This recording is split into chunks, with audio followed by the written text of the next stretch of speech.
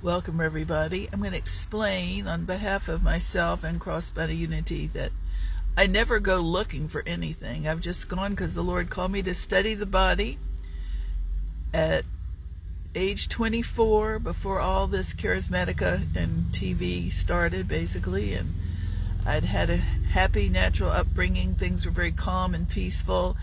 I'd always worked with pastors and leaders getting along in the areas, and worked cross-racially. My parents were not bigots either, and it was just just being a Christian, responsible to do your job and pray and seek the Lord and His will and have a family. During the time that I was being sent out to study, I'd never been around Pentecost, charismatic, it was new, so I ended up in the majority being led around the United States to fountainheads such as Word of Faith Tulsa, in Oklahoma. I've been up to Missouri and Pennsylvania, but also is in Virginia, all parts of that, Dallas 15 years, Florida many times around the area, and the Panhandle as well as the central Tampa area. I even guest spoke in North and South Carolina. Different things went on through the many years, but it was studying outpourings, and at times many things came to my area to enrich, like revivals and special speakers, usually the signs and wonders kinds, which I'm for, but I just didn't see what I see now. I noticed that people who are more likely to accept the supernatural Holy Spirit may or may not be educated, white or black. And I noticed that people who seem to follow famous pastors were trained because everybody grew up, including myself, including you all, including them. And they were trained, especially the famous in the spirit-filled realm, to sit there and take notes and to be under the local pastor. And some are very strict. I'd never been around that as a Baptist. It was charismatic, prophetic, mainly. Turned out to be Levitical patriarch, perhaps. But the teaching of the day was everybody was getting a crowd.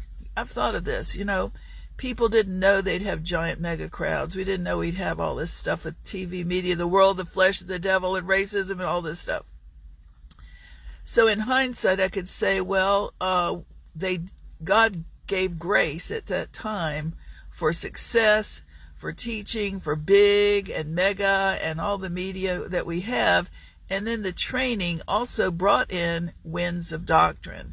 The winds of doctrine are the ones that grew tougher and harder and more occult as the showbiz increased. The showbiz effect in ministry down in the grassroots. And grassroots has been my turf. Not to be up at the mega tops surrounded by handlers and bodyguards and all that.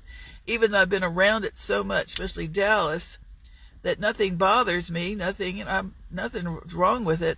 But I realized that in certain groups, it's really the doctrinal groups, the mega showbiz, where you find this elite in certain parts of the country, that you find the tougher, no fear of the Lord, disrespect, even typecasting of fellow Christians, newbies, high and low, the hierarchy, but it's also the famous face follower. And I noticed that in the famous face follower big crowds, the people themselves are the ones that are the worst nightmare, often, not all.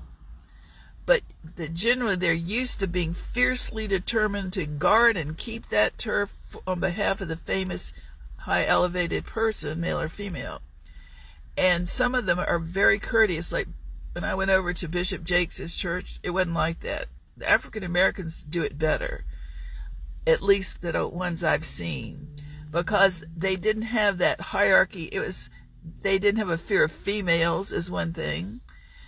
It was more holy fear of the Lord subdued when I went several times in Dallas in the early, 2005 and 6. But we can't tell anybody's perfect, nobody's imperfect.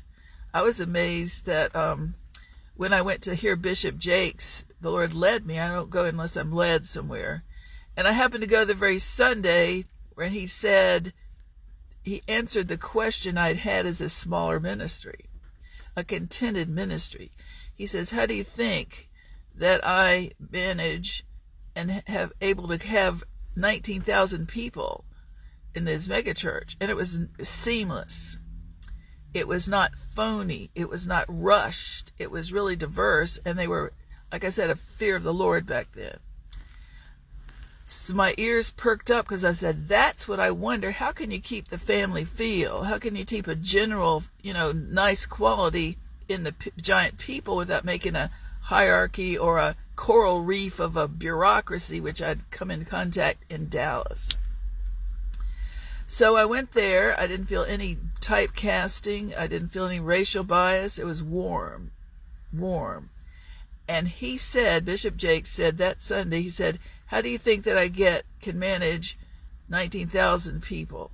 He said, I go to the Lord and I have to get the revealed hierarchy, the revealed order, departments, and then later, through the years, when it expands or changes, I have to go again and tweak it. And I thought, that's it. It's got to be from a relationship with God first, the first love lampstand. Hearing God, being sensitive to the Lord, never getting arrived, never getting hard or compassion fatigued. That's what I feel that the charismatics that have been the roughest are indifferent or using more control or typecasting, witch-watching, occult. I believe that is the secret. They've become compassion fatigued. Is it Eli Template priesthood, boys will be boys? Maybe a few here and there, maybe some. Is it just Demas, in it for the money? Let's keep them coming, let's move them in, move them out. I don't know, but it's got a trace of that money, if it's a system. Are all of them like that? No. It depends upon the fruit, and I'm not naming the people. The idea is that we want to have the bride of Christ that is a family, warm feeling, diverse in ministry, not the harlot church, not the harlot prostituting itself to get what it wants, to keep its power, to be over everybody and be the name and train everybody up in our image, to do our bidding. And that's what it turned out to be, and it was very disturbing. So I believe that micromanaging is part of the first sign that they are scared of people taking their turf, their money, their people. I believe it's a sign of lack of love, but ambition, maybe Python, constriction to control, and Leviathan, pride. Those are the three the Lord put on my heart, really. The monetary systems, the Leviathan, pride, Python, and ambition are my nightmares if I go to a church, because I trigger it. I don't know why. My dad, the pastor now in heaven, wasn't like that. Even keel, down to earth, but he wasn't mega, and he wasn't showbiz. I believe people try hard. Maybe they're trying too hard. We need to go back.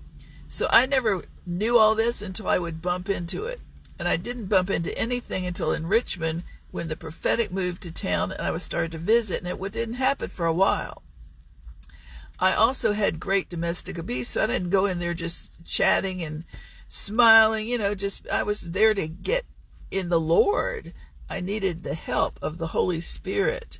So I think that every time I've gotten attacked, bullied, jumped, accused, no one ever confronted me, it makes me notice your doctrine. It makes me notice which group, what kind does it. But I wasn't looking for it. It found me. This is it. It's finding many people, and I'm speaking out on their behalf after all these decades.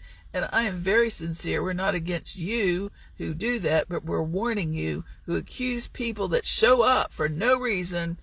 If you've never talked to them, you've just spied them and read their vibe, their type, their look. Then you circulate rumors they're witches, or they've slept with people, or harlots, or warlocks, whatever you do.